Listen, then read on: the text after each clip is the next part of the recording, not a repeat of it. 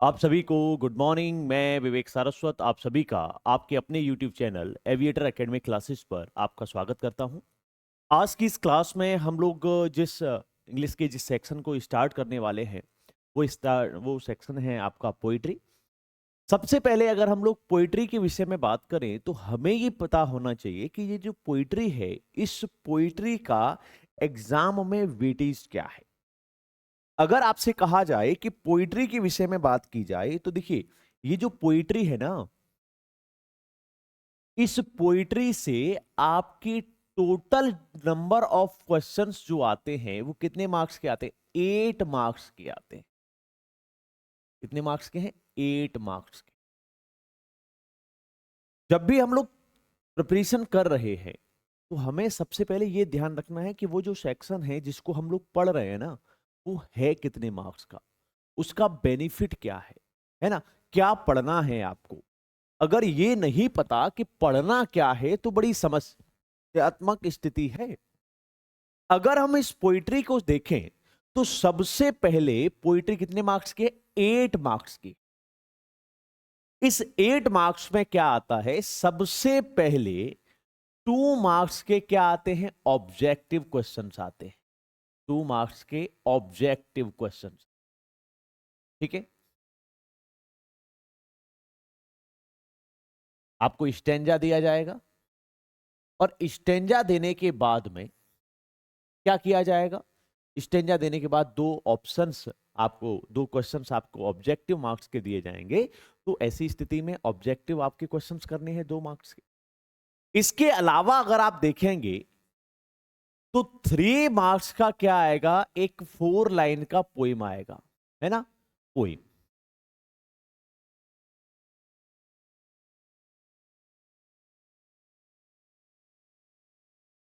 ठीक है। और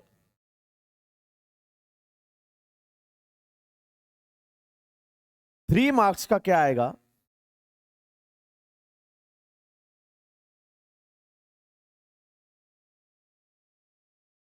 सेंट्रल आइडिया आएगा।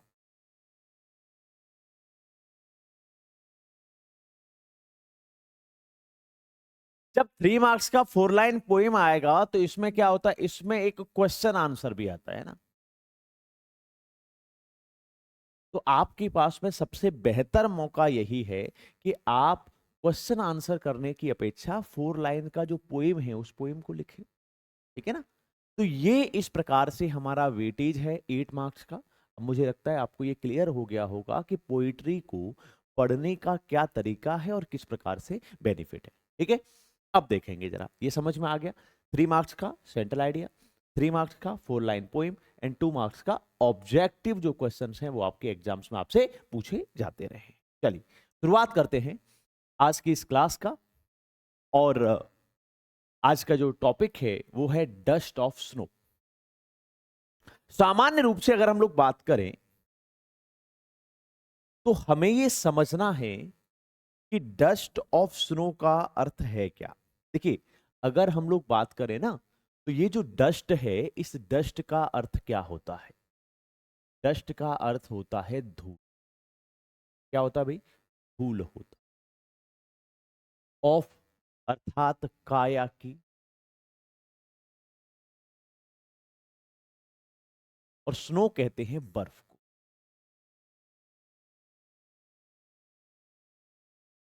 बर्फ की धूल। अब बर्फ की धूल कहिए या हम इसको दूसरे शब्दों में कहते हैं particles of dust. Particles of dust, sorry, particle of snow. Particle of snow का अर्थ है बर्फ के कण।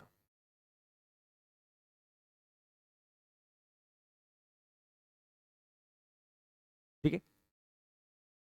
तो डस्ट ऑफ स्नो का अर्थ है बर्फ के कण या धूल, बर्फ की धूल। ये किसने लिखी है? रॉबर्ट फ्रॉस्ट ने लिखी है। ठीक है।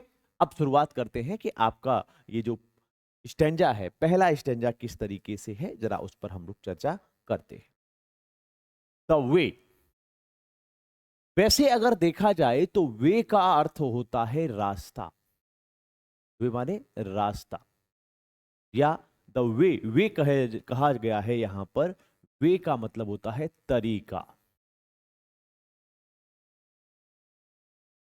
अक्रो, क्रो माने होता है कौवा।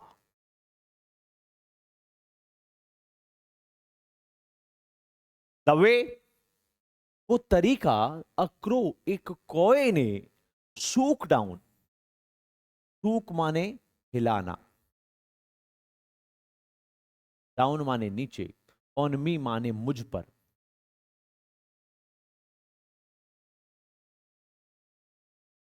The dust of snow, dust कहते हैं पार्टिकल, कण, ऑफ स्नो माने बर्फ, बर्फ के कण, एक, द वे अक्रो वो तरीका जिससे एक कौए ने या कौए ने सूक डाउन और ऑन मी मुझ पर गिराए, क्या गिराए? द डस्ट ऑफ स्नो, बर्फ के कण, फ्रॉम माने से,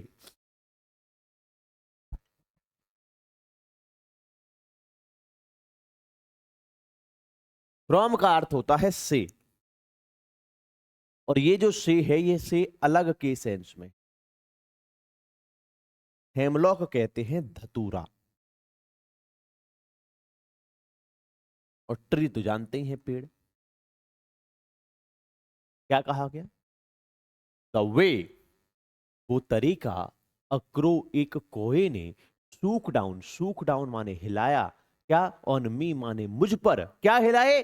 the dust of snow, snow कहते हैं बर्फ, बर्फ के कण, फ्रॉम अ होमलक ट्री, एक धतूरे के पेड़ से। और क्या हुआ उससे? क्या हुआ भाई? ये मुझे लगता है यहां तक तो कोई डाउट है नहीं आपने, ठीक है? आप देखो, हैज गिविन, गिविन का अर्थ होता है देना, है ना? हैज गिविन, गिविन का अर्थ होता है देना। क्या है? गिविन माने देना, हैज गिविन देना, माई हार्ट मेरे हृदय को, अ चेंज, चेंज कहते हैं परिवर्तन, ऑफ मूड, मूड कहते हैं मनोदशा,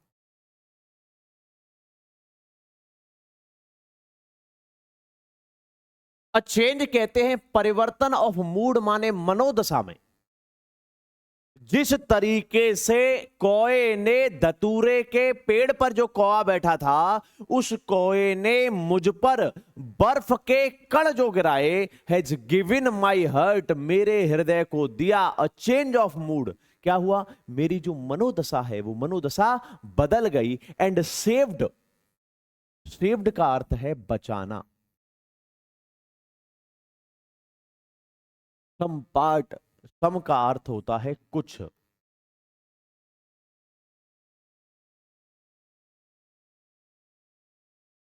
पार्ट कहते हैं हिस्सा या भाग,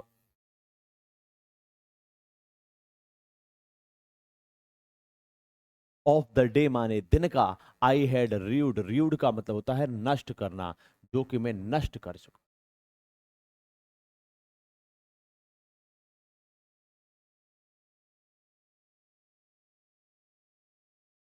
हैज गिवन माई हर्ट मेरे हृदय को दिया अ चेंज ऑफ मूड मनोदशा में परिवर्तन, एंड सेव्ड सम पार्ट और मेरा कुछ हिस्सा ऑफ द डे दिन का बचा दिया, आई हैड र्यूड जो मैं बर्बाद कर चुका था। मतलब जो बर्बाद कर चुका था वो तो ठीक है, लेकिन उसके अलावा जो हिस्सा बचा हुआ था उस हिस्से को इसने बचा लिया। क्या कहा गया? क्या है? सुनते हैं जरा, फिर से समझ लेते हैं क्या कहा गया है। देखिए, द वे वो तरीका, अक्रो एक कोए ने, स्टूक डाउन ऑन मी मुझ पर हिलाए, क्या? द डस्ट ऑफ स्नो, बर्फ की जो पार्टिकल्स थे वो मुझ पर जब गिराए, फ्रॉम अ हेमलॉक ट्री, एक किससे? धतूरे के पेड़ से, हैज गिवन माई हर्ट जिसने मेरे हृदय को दिया अ चेंज ऑफ मूड, मेरी मनोदशा बदल गई, एंड सेव्ड सम पार्ट, और कुछ समय को क्या कर दिया हमने, बचा लिया, कुछ हिस्से को बचा लिया, ऑफ द डे, दिन को, आई हैड रीव्ड, जो कि मैं बर्बाद कर चुका था, जो बर्बाद कर चुका था उसके अलावा जो बचा हुआ हिस्सा था उसको बचा लिया। इसका कहने का मतलब क्या है, सबसे पहले तो समझते हैं। इसके कहने का अर्थ यह है कि जो कवि है रॉबर्ट फ्रॉस्ट, और वो जो रॉबर्ट फ्रॉस्ट है, वो रॉबर्ट फ्रॉस्ट कैसे बैठा हुआ है, एकदम दुखी बैठा हुआ, और दुखी बैठा हुआ है कहां, धतूरे के पेड़ के नीचे बैठा हुआ है।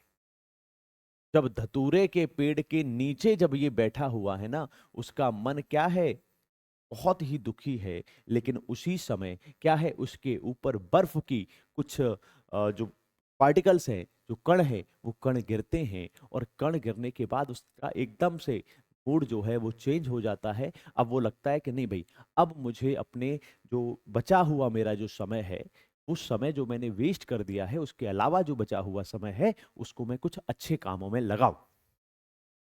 क्या कहना चाहता है कवि, कहना चाहता है ना, कि हरिवंश राय बच्चन साहब ने एक कविता लिखी है कि जो बीत गई सो बात गई, सोचो टूटे तारों पर कब अंबर शोक मनाता है ना। तो हमेशा हमेशा इस बात को याद रखिएगा, जो गुजर गया उस पर सोचने की अपेक्षा, साल के 10 महीने हमने पढ़ाई नहीं करी, इस बात को सोचने की अपेक्षा हमारा प्रयास होना चाहिए कि जो बचे हुए 2 महीने हैं, उन 2 महीने हम इतनी मेहनत करें कि हमें बोर्ड एग्जाम्स में कभी भी किसी तरह की परेशानी का सामना न करना। इसलिए हमेशा पास्ट के विषय में सोचना नहीं चाहिए, जो प्रेजेंट चल रहा है उस प्रेजेंट के बारे में चर्चा। तो सबसे पहले हम लोग क्या कर सकते हैं, देखो पहली स्थिति क्या थी, जरा उस पर हम लोग बात करें। पहली स्थिति है 3 मार्क्स का 4 लाइन का कविताएं जो हैं वो आपको आनी चाहिए। तो आप यहां से क्या कर सकते हैं, 3 मार्क्स की 4 लाइन पोएम को आप याद कर सकते हैं। अब चाहे तो ये डाल दीजिए, has given my heart a change of mood and saved some part of a day I had rued, ये कर सकते हो।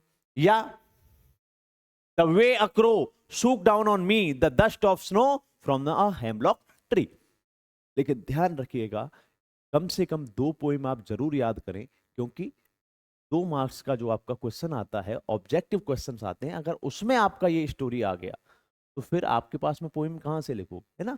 तो इसलिए कम से कम 2 पोइम जो हैं 4-4 लाइन की आपको याद होनी चाहिए। ठीक है, हो सकता है आप ऐसा कर लीजिए, इन 8 लाइनों को याद कर लीजिए। ठीक है, अगर ये आ गया तो इसको लिख दीजिएगा, ये आ गया तो इसको लिख दीजिए। ठीक है, मुझे लगता है इसमें तो किसी तरह की कोई दिक्कत नहीं है। तो 3 मार्क्स आपके कंप्लीट हो गए। अब बात करते हैं आगे की स्थितियों पर।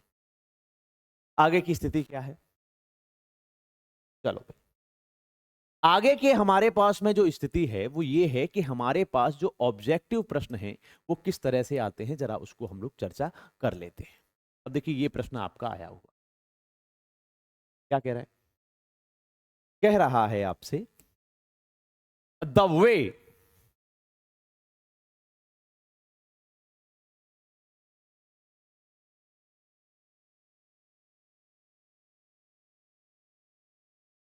क्या कहा गया, निम्नलिखित पद्यांश को पढ़िए और नीचे दिए गए प्रश्नों के उत्तर दीजिए। The way a crow shook down on me the dust of snow from a hemlock tree, वो तरीका जिससे कि कोए ने, जो एक धतूरे के पेड़ पर बैठा हुआ है, उसने मेरे ऊपर जो बर्फ के जो पार्टिकल गिराए हैं ना, उससे क्या हुआ, मेरा हृदय जो है वो कैसा हो गया, एकदम, मतलब उसने मेरे ऊपर जब डाले हैं, बर्फ के टुकड़े डाले हैं, तो क्या हुआ, द वे वो तरीका, द सूक अक्रो एक कोए ने सूक डाउन ऑन मी मुझ पर गिराए, द डस्ट ऑफ स्नो बर्फ के कण फ्रॉम अ हेमलॉक ट्री एक धतूरे के पेड़ से। ठीक है, अब सबसे पहली बात क्या है, अब सबसे पहले आपसे यह पूछ लेगा कि ये पोएम जो है वो किसने लिखी है। देखिए क्या कहा गया, the name of the poet of the above line, किसने लिखी है, तो हम लोग पढ़ चुके हैं, रॉबर्ट फ्रॉस्ट ने लिखी है। किसने लिखी है, रॉबर्ट फ्रॉस्ट ने। किसने लिखी है भाई, रॉबर्ट फ्रॉस्ट। ठीक है। दूसरा, who was sitting under the tree, पेड़ के नीचे, who was sitting on the tree, under नहीं है सॉरी, ऑन द ट्री, पेड़ पर कौन बैठा है, तो कौन बैठा है, कौवा बैठा है। Where was the poet standing, जो कवि है वो कहां बैठा हुआ है, कहां खड़ा हुआ है, तो किसके नीचे खड़ा हुआ, अंडर अ हेमलॉक ट्री खड़ा हुआ है। What is the dust of snow, dust of snow किसे कहते हैं, तो डस्ट ऑफ स्नो क्या है, पार्टिकल ऑफ स्नो, है ना, हम बता चुके हैं, बर्फ के कण है dust of snow. Choose the correct statement, hemlock is a tree with sweet healthy fruits, धतूरा एक ऐसा क्या है, पेड़ है जिस पर क्या होता है, स्वादिष्ट और मीठे क्या होते हैं, फल होते हैं, तो गलत है। धतूरा क्या है, the hemlock is a tree known for furniture making, furniture बनाने के लिए प्रयोग किया जाता है। या अगली स्थिति क्या है, hemlock is a tree bearing fragrant flowers, इसमें बड़े खुशबूदार फूल होते हैं। या hemlock is a poisonous tree, poisonous क्या कहते हैं, विष, विषाक्त, विष से भरा हुआ विषाक्त ट्री है। तो धतूरा कैसा है, सुना है ना कि कनक कनक ते 100 गुनी, मादकता अधिकाय, और या खाए बोराय जग वापाए। तो धतूरा जो है वो भी कैसा है, मादक पर, ठीक है, पागल हो जाता है इसको। Name the poem of poet of the above line, कौन है, तो रॉबर्ट फ्रॉस्ट है। क्या है, कोई दिक्कत है इसमें, किसी प्रकार की कोई दिक्कत। और देखिए कैसे प्रश्न आ सकता, और कैसे प्रश्न आ सकता है, जरा उस पर हम लोग चर्चा करते हैं।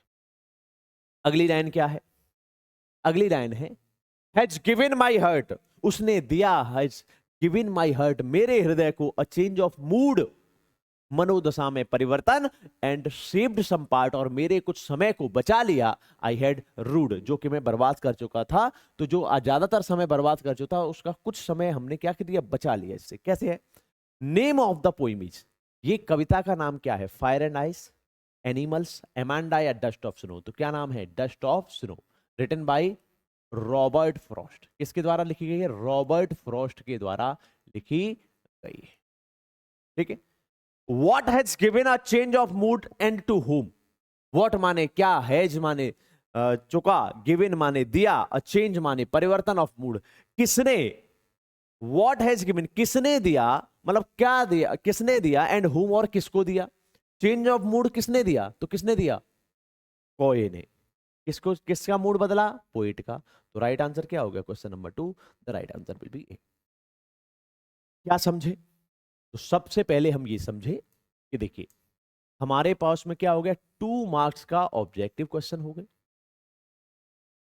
3 मार्क्स का क्या हो गया, 4 लाइन का पोएम हो गया। सिंपल सी बात है। देखो क्वेश्चंस अगर आप कहें तो मैं क्वेश्चंस तो बता दूंगा, कोई ऐसी दिक्कत वाली बात, लेकिन हमारा काम क्या है, हमारा काम है कि सबसे पहले नब्ज पकड़िए कि किससे हमारा काम चल रहा है। होशियारी दिखाने के लिए इंटर में मौका मिलेगा आपको। अभी केवल और केवल सस्ता सुंदर और टिकाऊ काम समझो, और सस्ता सुंदर और टिकाऊ काम क्या है कि क्वेश्चन आंसर के चक्कर में पढ़ने की अपेक्षा 4 लाइन की कविता पे जाओ। अगली बात आती है 3 मार्क्स का, क्या आता है, सेंट्रल आइडिया आता है। तो हम लोग बात करते हैं कि सेंट्रल आइडिया किस प्रकार से हम लोग लिखेंगे, जरा उस पर हम लोग बात करते हैं। तो हमारा टॉपिक क्या है, हमारा टॉपिक है डस्ट ऑफ स्नो। तो हम लोग क्या पढ़ते हैं, सेंट्रल आइडिया पढ़ते हैं।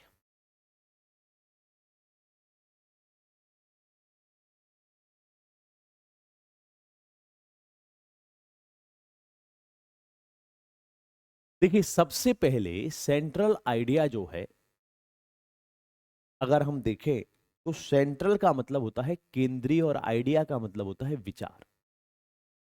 केंद्रीय विचार क्या है, हर चैप्टर को लेंगे और 8 मार्क्स पर डिस्कशन करेंगे। कैसे, 4 लाइन का पोइम 3 मार्क्स का, ठीक है, और 3 मार्क्स का उसका सेंट्रल आइडिया, एंड 2 मार्क्स के उसके रिलेटेड क्वेश्चन। अब देखिए प्रश्न क्या कह रहा है। सेंट्रल आइडिया अगर हम लोग देखेंगे तो सेंट्रल का मतलब होता है केंद्रीय, और आइडिया कहते हैं विचार, या मुख्य विचार क्या है उस पर हम लोग जो है वो चर्चा करेंगे। ठीक है। अब देखो सिंपल सा काम है, क्या है जरा उसको हम लोग समझते हैं। देखिए क्या, द पोएम, कविता,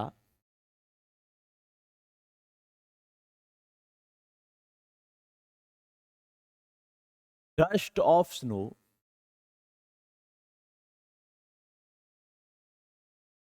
पोएम माने कविता, डस्ट ऑफ स्नो, डस्ट अर्थात धूल, किसकी? ऑफ स्नो, किसकी धूल? बर्फ की धूल, थोड़ा सा बड़ा लिख देते हैं ना।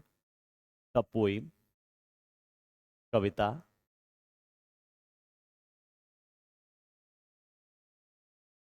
Dust of snow,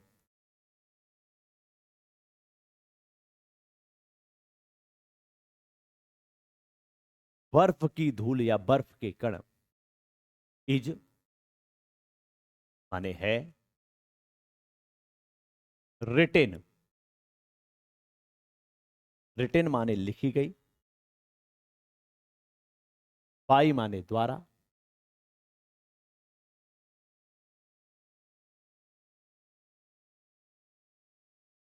Robert Frost, Robert Frost के द्वारा लिखी गई। सिंपल सी बात है। अच्छा, अब इस कविता के बारे में अगर हम लोग देखें तो हमने क्या सीखा? कहा गया है कि जो कवि है बड़ा दुखी बैठा है अंडर अ हेमलॉक ट्री, एक पेड़ के नीचे, धतूरे के पेड़ के नीचे, उस पर बर्फ के कण गिरते हैं, इससे उसकी मनोदशा चेंज हो जाती है और वो कहता है कि अब इसने मेरा कुछ समय बचा लिया, क्योंकि ज्यादातर समय मैं अपना बैठ के निराशा में व्यतीत कर चुका था। तो क्या कहेंगे? The poem dust of snow is written by Robert Frost.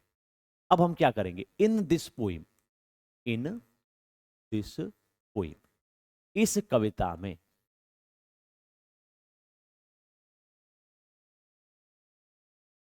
Poet is, poet was माने कवि था, फीलिंग महसूस कर रहा था, क्या? सैड, क्या कर रहा था? कवि जो है वो दुखी महसूस कर रहा था। बट, लेकिन, व्हेन माने जब,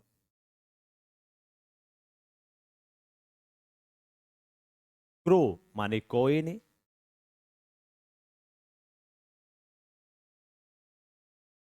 टूक down a dust of snow, बर्फ के कण उस पर गिराए, ऑन हिम माने उस पर,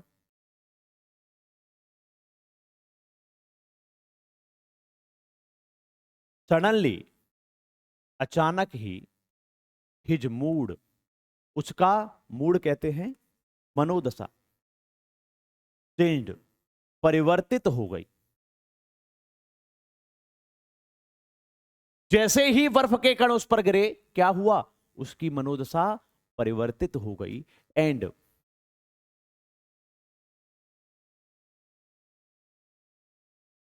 ही